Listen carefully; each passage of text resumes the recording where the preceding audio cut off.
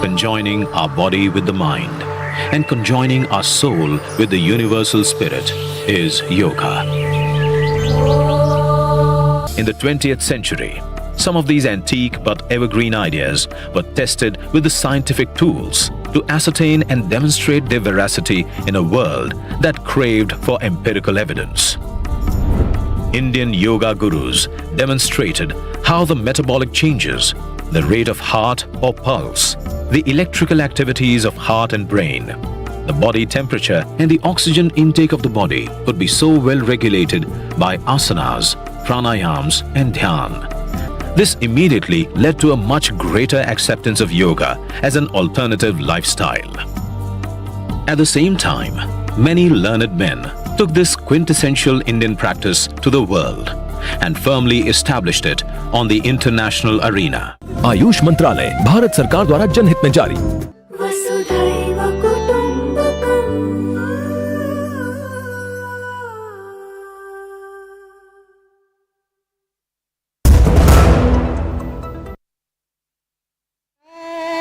अस्माद्योगे भवार्जुना।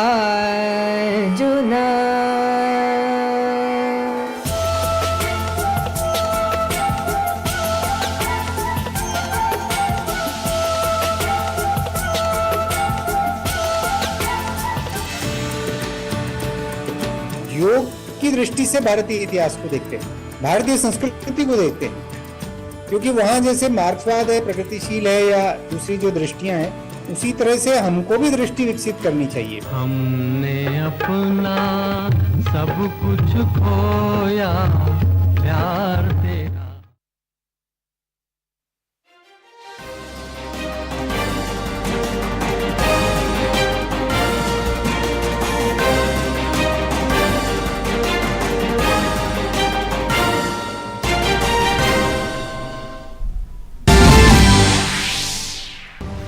चक्रवात बिपरजॉय कमजोर पड़कर सौराष्ट्र और कच्छ से उत्तर पूर्व की ओर बढ़ा। अगले कुछ घंटे में डीप डिप्रेशन से कमजोर पड़कर डिप्रेशन बनने के आसार। केंद्रीय गृह मंत्री अमित शाह आज गुजरात में चक्रवात प्रभावित क्षेत्रों का करेंगे दौरा। केंद्र और गुजरात सरकार की सक्रियता से बेहद कम रहा चक्रवात बिपरजॉय का असर। कई जिलों में एनडीआरएफ और एसडीआरएफ समेत तमाम एजेंसियों की टीमें तैनात। राजस्थान में प्रभाव की आशंका वाले जिलों में नागरिकों से 2 दिन तक अनावश्यक घरों से बाहर ना निकलने के दिए गए निर्देश।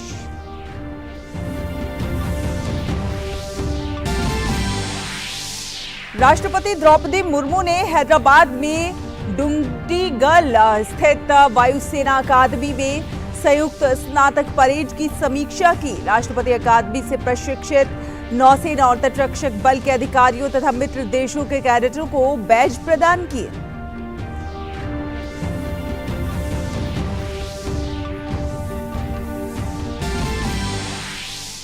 प्रधानमंत्री नरेंद्र मोदी कल सुबह 11 बजे रेडियो के लोकप्रिय मासिक कार्यक्रम मन की बात की 102वीं कड़ी में लोगों के साथ अपने विचार करेंगे साझा। दूरदर्शन और आकाशवाणी के समूचे नेटवर्क पर होगा इस कार्यक्रम का प्रसारण। नेताजी सुभाष चंद्र बोस स्मृति व्याख्यान में राष्ट्रीय सुरक्षा सलाहकार अजीत डोभाल का संबोधन। कहा, नेताजी ने आजादी मांगने के बजाय अपना अधिकार मानकर उसे हासिल करने के लिए किया संघर्ष। अगर नेताजी होते तो नहीं हो सकता था देश का बंटवारा। और खेल की खबरों में इंडोनेशिया ओपन बैडमिंटन प्रतियोगिता के सेमीफाइनल में पहुंचे एचएस प्रणॉय। जापान के कोडाई नाराओआ को दी मात। वहीं पुरुष युगल में सात्विक साईराज और चिराग शेट्टी की जोड़ी पहुंची सेमीफाइनल में। नमस्कार, डीडी न्यूज देख रहे हैं आप और आपके साथ मैं हूं शहला निगार। आइए समाचारों की शुरुआत करते हैं चक्रवात बिपरजॉय से।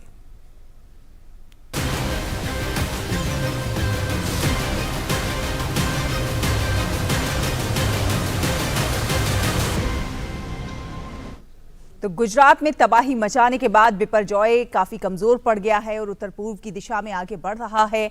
मौसम विभाग का कहना है कि दक्षिण राजस्थान और उत्तरी गुजरात के आसपास के क्षेत्रों में 1 या 2 स्थानों पर भारी से बहुत भारी वर्षा हो सकती है।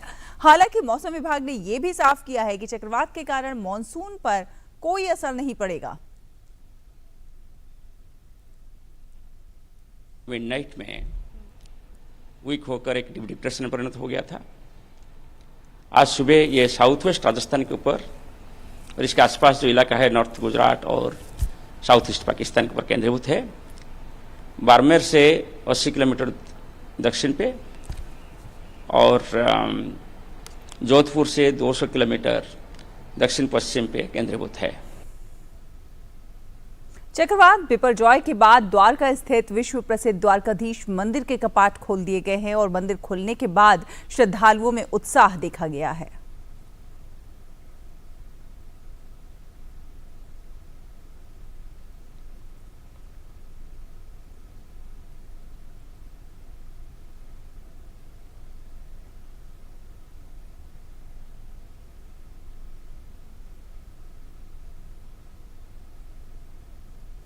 तो केंद्र और गुजरात सरकार के तालमेल और प्रयासों से राज्य में बिपरजॉय चक्रवात के दौरान जानमाल का नुकसान रोकने में बड़ी सफलता मिली है।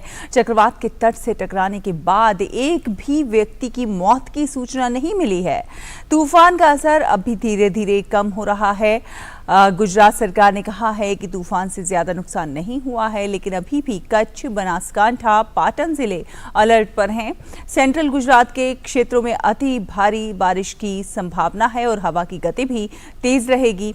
एनडीआरएफ, एसडीआरएफ और सेना समेत स्थानीय प्रशासन मुस्तैदी के साथ प्रभावित जिलों में स्थिति को सामान्य करने में जुटा हुआ है। और गुजरात के स्वास्थ्य मंत्री ऋषिकेश पटेल ने कहा है कि हम एक बड़ी आपदा से लड़ने में सक्षम हुए हैं। केंद्र और राज्य की सभी एजेंसियों ने मिलकर चक्रवात से होने वाली किसी भी क्षति से बचाव के लिए अथक प्रयास किए। साइक्लोन आने के बाद भुज में हमारा जो पहला गोल था कि कहीं पर भी एक भी मानव मृत्यु नहीं हो और पशुओं को भी कम से कम डैमेज हो। पूरा कॉम्प्रिहेंसिव प्लान बना के यहाँ पर करीबन 54,000 लोगों को शेल्टर होम में लिया गया था और वहाँ पर भी उनको सब फैसिलिटीज़ दी। बिजली की भी व्यवस्था की, आरोग्य की व्यवस्था की, पीने के पानी की भी व्यवस्था की और साथ में उनके खाने के लिए भी कहीं पर भी ये सब सामाजिक संस्थाओं और जो एनजीओज है और हमारे कार्यकर्ता है सब जगह पे पहुंच गए थे। उनकी भी अच्छे से व्यवस्था की। उस वजह से सब लोग, उनको भी विश्वास था कि ये सरकार, गुजरात सरकार जो व्यवस्था की है तो हम यहाँ 1 दिन या 2 दिन वहाँ रहेंगे तो कोई प्रकार की मुश्किल ही नहीं होगी। और राजस्थान में बिपरजॉय तूफान की आशंका को देखते हुए एक अलर्ट जारी किया गया है। जयपुर में मौसम विभाग ने बताया है कि बिपरजॉय कमजोर हो गया है। तूफान के प्रभाव से राज्य के कई जिलों में आज तेज वर्षा का अनुमान है। मौसम विभाग की चेतावनी के बाद राज्य सरकार ने जिला प्रशासन को अलर्ट पर रखा है। कई जिलों में एसडीआरएफ की टीमें तैनात की गई हैं, तो वहीं कर्मचारियों को मुख्यालय पर रहने के निर्देश दिए गए हैं। जिला कलेक्टरों ने नागरिकों को 2 दिन तक अनावश्यक घरों से बाहर नहीं निकलने का अनुरोध किया है। जोधपुर के जिला कलेक्टर ने सभी शैक्षणिक संस्थाओं, कोचिंग संस्थाओं, जिम, पर्यटन स्थल और समर कैंप को आज भी बंद रखने के निर्देश दिए हैं। बाड़मेर, जालौर, जोधपुर, सिरोही जिलों में कल तेज हवाओं के साथ बारिश हुई। बाड़मेर और सिरोही में तेज हवाओं के कारण कई स्थानों पर पेड़ और पोल गिर गए।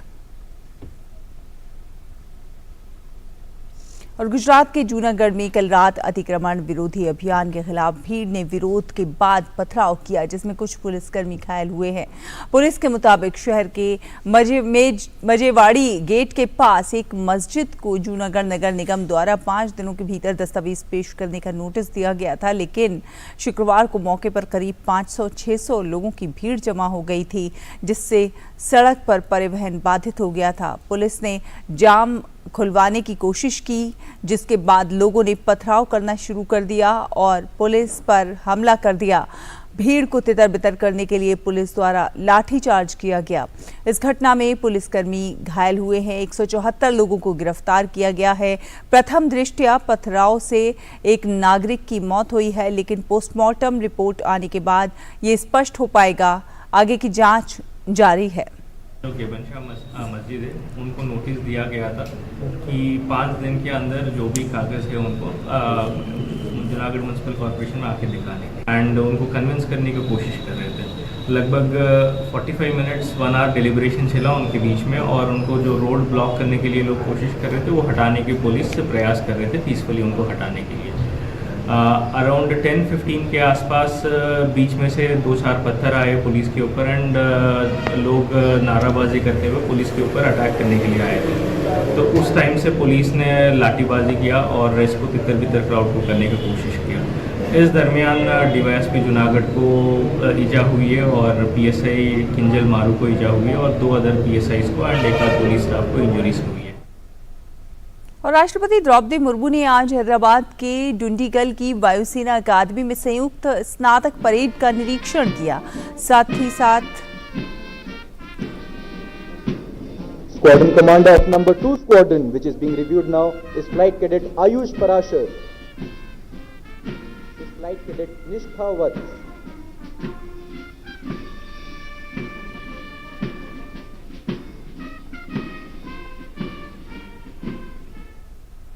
साथ ही साथ राष्ट्रपति ने अकादमी से प्रशिक्षित नौसेना और तटरक्षक बल के अधिकारियों और कैडेटों को बैज प्रदान किया। राष्ट्रपति ने इस मौके पर कहा कि तेज गति से नई तकनीकें अपनाकर ही रक्षा क्षेत्र में तैयारियों को पूरा किया जा सकता है। राष्ट्रपति ने कहा कि सेना के हर अधिकारी को रक्षा क्षेत्र में समन्वित दृष्टिकोण से तैयारी करने की जरूरत है। The ability to absorb technology at a rapid pace will be essential for defense preparedness and land, sea and air. Each and every officer of the armed forces has to keep in mind an integrated perspective of defense preparedness. I am happy to note that our Air Force is taking steps to be ever ready, especially future ready, keeping in view the overall security scenario, including the challenges of fighting a high technology war in a network-centric future battle space. राष्ट्रपति ने इस मौके पर वायुसेना के air show का भी जायजा लिया और इस अवसर पर वायुसेना ने अपने विभिन्न विमानों से बेहतरीन कलाबाजियां दिखाई।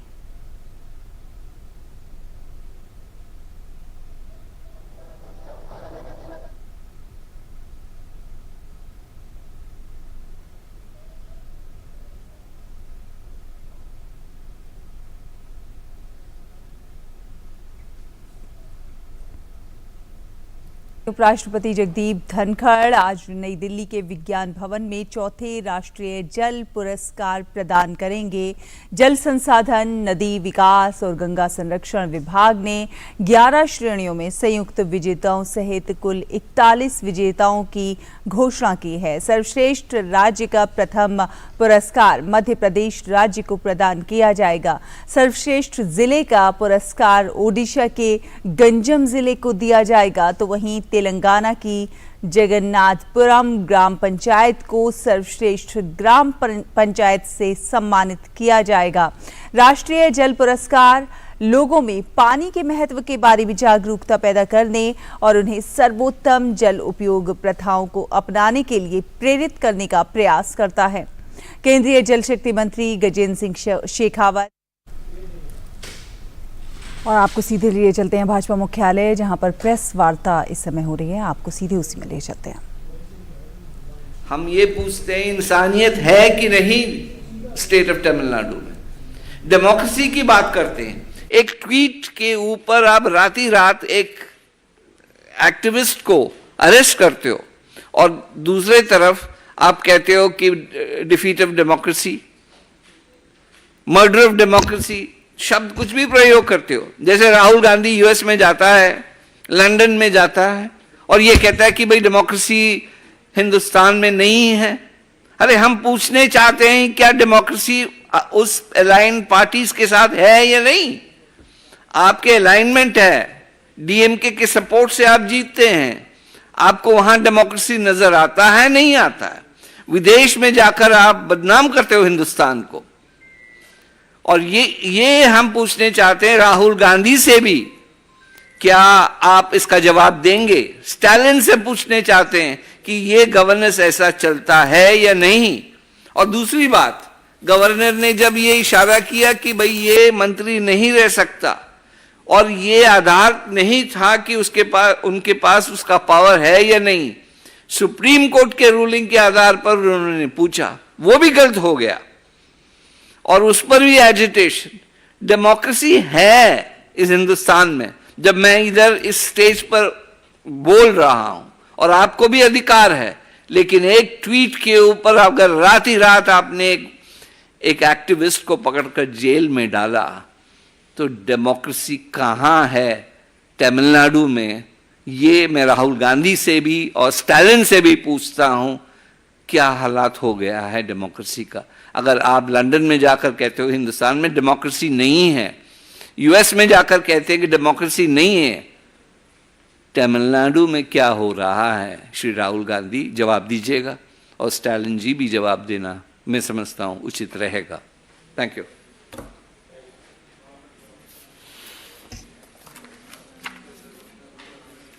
Any questions?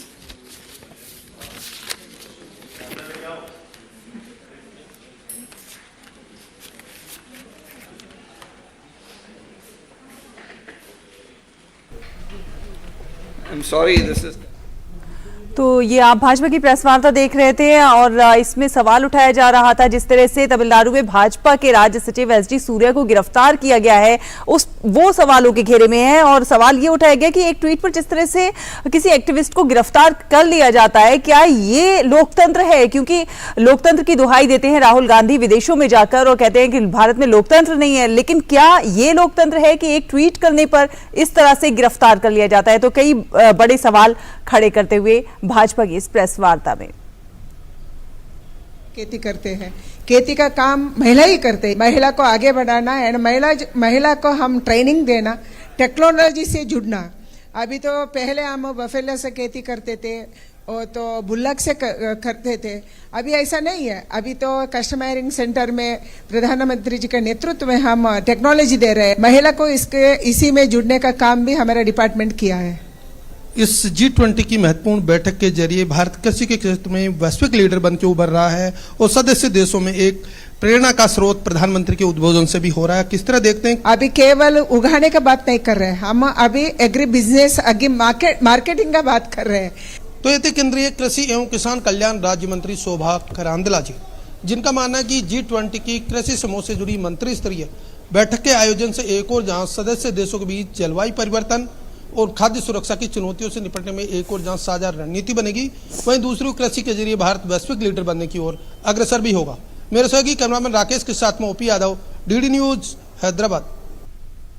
और त्रिपुरा पहुंचे भाजपा के राष्ट्रीय अध्यक्ष जेपी नड्डा ने विशाल जनसभा को संबोधित करने से पहले सुबह सुबह द्रोणाचार्य अवार्डी कोच विश्वेश्वर नंदी और रविंद्र संगीत कलाकार तिथि देववर्मन से मुलाकात की। सबसे पहले जेपी नड्डा कृष्णनगर में प्रसिद्ध रविंद्र संगीत कलाकार तिथि देववर्मन के घर पहुंचे और उनके पिता मानस देववर्मन से बात की। बाद में नड्डा द्रोणाचार्य अवार्डी कोच विश्वेश्वर नंदी के घर भी गए। विश्वेश्वर नंदी त्रिपुरा और भारत की मशहूर जिम्नास्ट पद्मश्री दीपा कर्माकर के कोच हैं। जेपी नड्डा के साथ मुख्यमंत्री डॉक्टर मानिक साहा, भाजपा के प्रदेश अध्यक्ष राजीव भट्टाचार्य, केंद्रीय राज्य मंत्री प्रतिमा भौमिक, भाजपा के राष्ट्रीय प्रवक्ता संबित पात्रा सहित कई अन्य लोग मौजूद थे। मोदी सरकार के 9 साल पूरे होने के अवसर पर चलाए जा रहे कार्यक्रम के तहत बीजेपी अध्यक्ष जेपी नड्डा अगरतला पहुंचे थे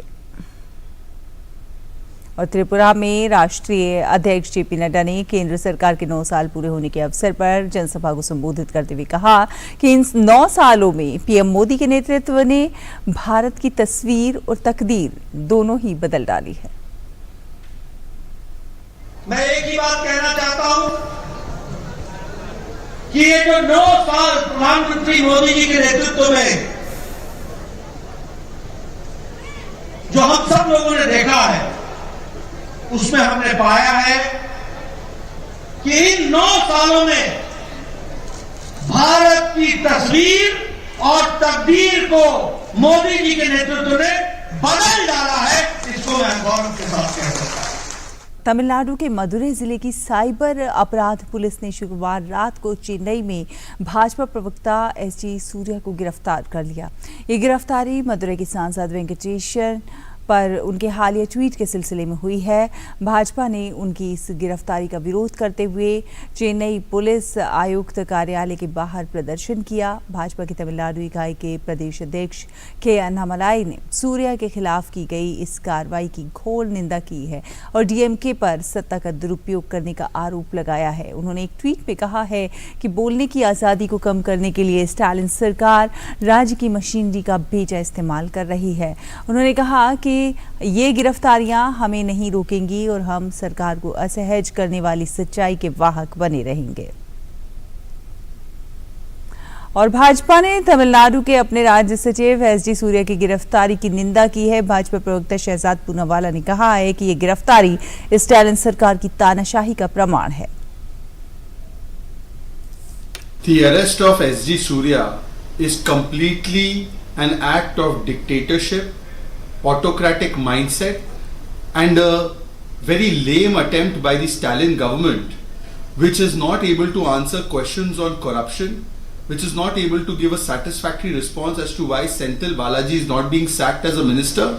So in order to deflect the attention and in order to stifle the voice of the opposition, this kind of arbitrary and malicious arrest has been made.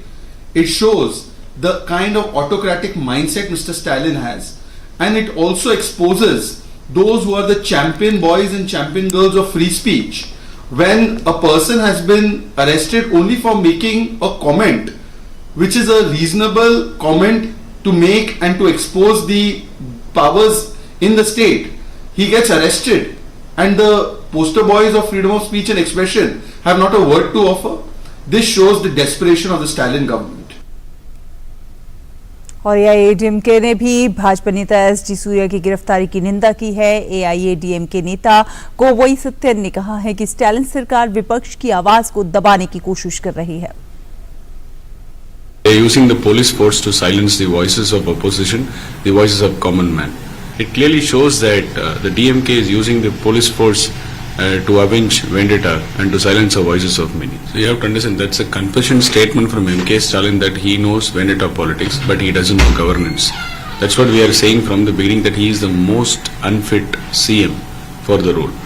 And his priority is advertisements and acting, not on governance. राष्ट्रीय सुरक्षा सलाहकार अजीत डोभाल ने देश की आज़ादी में नेताजी सुभाष चंद्र बोस के योगदान को नमन किया है।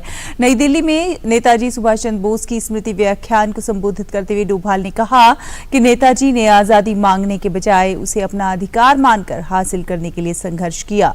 डोभाल ने कहा कि अगर नेताजी होते तो देश का बंटवारा नहीं हो सकता था।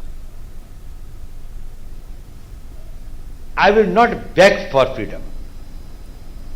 It is my right. I have to get it. And if I beg for it, it will be conditional, it will have something. India would not have been partitioned if Subhash Bose was there. Jinnah said, I can accept only one leader. That is Subhash Bose. He gave that spirit of this thing, courage, and see the poems that were written at that time for the Azad Hind Fauj. When he says, कदम कदम बढ़ाए जा, खुशी के गीत गाए जा, कौम की है जिंदगी, कौम पे लुटाए जा। प्रधानमंत्री नरेंद्र मोदी आगामी 20 से 25 जून तक अमेरिका और मिस्र की राजकीय यात्रा पर रहेंगे। विदेश मंत्रालय के मुताबिक अमेरिकी राष्ट्रपति जो बाइडेन और प्रथम महिला जिल बाइडेन के न्योते पर पीएम मोदी अमेरिका की आधिकारिक राजकीय यात्रा करेंगे। प्रधानमंत्री की यात्रा की शुरुआत न्यूयॉर्क से होगी। पीएम 22 जून को अमेरिकी कांग्रेस की संयुक्त बैठक को भी संबोधित करेंगे। प्रधानमंत्री नरेंद्र मोदी 20 से 25 जून तक अमेरिका और मिस्र के दौरे पर रहेंगे। अमेरिकी राष्ट्रपति जो बाइडेन और प्रथम महिला जिल बाइडेन के न्योते पर पीएम मोदी अमेरिका की आधिकारिक राजकीय यात्रा करेंगे। यात्रा न्यूयॉर्क से शुरू होगी, जहां पीएम 21 जून को संयुक्त राष्ट्र मुख्यालय में अंतर्राष्ट्रीय योग दिवस समारोह का नेतृत्व करेंगे। संयुक्त राष्ट्र महासभा यानी UNGA के 77वें सत्र के अध्यक्ष साबा कोरोसी भी इस समारोह में भाग लेंगे। साबा कोरोसी ने ट्वीट कर इसकी जानकारी दी। उन्होंने लिखा, मैं अगले सप्ताह संयुक्त राष्ट्र मुख्यालय के नॉर्थ लॉन में प्रधानमंत्री नरेंद्र मोदी के साथ संयुक्त राष्ट्र में होने वाले 9वें अंतर्राष्ट्रीय योग दिवस समारोह में भाग लेने के लिए उत्साहित हूँ। साबा कोरोसी के ट्वीट का उत्तर देते हुए प्रधानमंत्री ने ट्वीट किया, संयुक्त राष्ट्र मुख्यालय में अंतर्राष्ट्रीय योग दिवस समारोह में आपसे मिलने के लिए उत्सुक हूँ। आपकी सहभागिता कार्यक्रम को और भी विशिष्ट बनाती है। योग विश्व को अच्छे स्वास्थ्य और कल्याण की दिशा में एकजुट करता है। ये विश्व स्तर पर लोकप्रिय होता जा रहा है। न्यूयॉर्क के बाद पीएम मोदी वॉशिंगटन DC की यात्रा करेंगे। 22 जून को पीएम मोदी का व्हाइट हाउस में औपचारिक स्वागत किया जाएगा। इसके बाद अमेरिकी राष्ट्रपति से उनकी अहम मुलाकात होगी। राष्ट्रपति बाइडेन और जिल बाइडेन प्रधानमंत्री के सम्मान में राजकीय रात्रि भोज की मेजबानी करेंगे। प्रतिनिधि सभा के अध्यक्ष केविन मैकार्थी और सीनेट के अध्यक्ष चार्ल्स शूमर सहित कांग्रेस के नेताओं के निमंत्रण पर प्रधानमंत्री मोदी 22 जून को अमेरिकी कांग्रेस की संयुक्त बैठक को संबोधित भी करेंगे। 23 जून को पीएम मोदी के लिए संयुक्त रूप से उपराष्ट्रपति कमला हैरिस और अमेरिकी विदेश मंत्री एंटनी ब्लिंकन ने लंच रखा है। इस दौरान प्रधानमंत्री का प्रमुख CEO, पेशेवरों और अन्य लोगों के साथ मुलाकात का भी कार्यक्रम है। पीएम मोदी प्रवासी भारतीय समुदाय के सदस्यों से भी मिलेंगे। पीएम मोदी की अमेरिकी यात्रा के दौरान दोनों देशों में कई समझौते होने की उम्मीद है। प्रधानमंत्री नरेंद्र मोदी के दौरे से पहले अमेरिका में प्रधानमंत्री की यात्रा को लेकर जोर शोर से तैयारियां की जा रही हैं। अमेरिका के विदेश विभाग के प्रवक्ता मैथ्यू मिलर ने कहा, हिंद प्रशांत महासागर क्षेत्र को मुक्त, सुरक्षित, समृद्ध और आत्मनिर्भर रखने में भारत की भूमिका अहम है। मैथ्यू मिलर ने अपने बयान में कहा कि भारत के साथ हमारी साझेदारी सबसे अहम है। हम भारत के साथ कई क्षेत्रों में मिलकर काम कर रहे हैं और हिंद प्रशांत महासागर क्षेत्र को मुक्त, समृद्ध और आत्मनिर्भर रखने में भारत की अहम भूमिका है। मिलर ने कहा कि अमेरिका के विदेश मंत्री एंटनी ब्लिंकन पीएम मोदी और भारतीय प्रतिनिधिमंडल के अमेरिका दौरे पर फोकस कर रहे हैं। वो कई मुद्दों पर भारत के साथ बातचीत करेंगे। पीएम मोदी का सबसे अहम कार्यक्रम अमेरिकी कांग्रेस में उनके संबोधन को माना जा रहा है। पीएम के दौरे को लेकर अमेरिकी कांग्रेस के सांसद काफी उत्साहित हैं। The relationship between the United States and India is strategic and global. It's a partnership guided by strong political will on both sides. It's built on the shared values of democracy, freedom, and respect for the rule of law. This partnership is crucial for fostering peace, prosperity, and stability around the globe, especially in the Indo-Pacific region. Prime Minister Modi, welcome to the United States of America. Ohio has a strong Indian American community. Indian Americans serve our nation honorably in the military. They're part of the fabric of our state. In my home in Cleveland, we're the only city in the world with a statue of Gandhi on a street named for Martin Luther King Jr. How cool is that? The United States and India have an important strategic partnership and a special bond, shaped by our mutual commitment to global peace and prosperity. As Prime Minister Modi said in his 2016 visit to D.C., our relationship is primed for a momentous future. It is critical that we strengthen the Indo-American partnership as we work together to advance our mutual interests and our shared commitment to democracy. America दौरे के बाद PM Modi 24-25 जून 2023 तक मिस्र की राजकीय यात्रा करने के लिए काहिरा का दौरा करेंगे। ये यात्रा मिस्र के राष्ट्रपति अब्दुल फत्ताह अस-सीसी के न्योते पर हो रही है। ये प्रधानमंत्री की मिस्र की पहली यात्रा होगी। राष्ट्रपति सीसी से वार्ता के साथ साथ मिस्र सरकार के वरिष्ठ नेताओं, मिस्र की प्रमुख हस्तियों और भारतीय समुदाय के साथ भी बातचीत कर सकते हैं। भारत की ताकत दुनिया भर में लगातार बढ़ रही है और इसकी बानगी एक बार फिर दिखेगी प्रधानमंत्री मोदी के अमेरिका और मिस्र के इस दौरे में। मेघना देव के साथ ब्यूरो रिपोर्ट, डीडी न्यूज। इसी के साथ इस बुलेटिन में फिलहाल इतना ही। नमस्कार।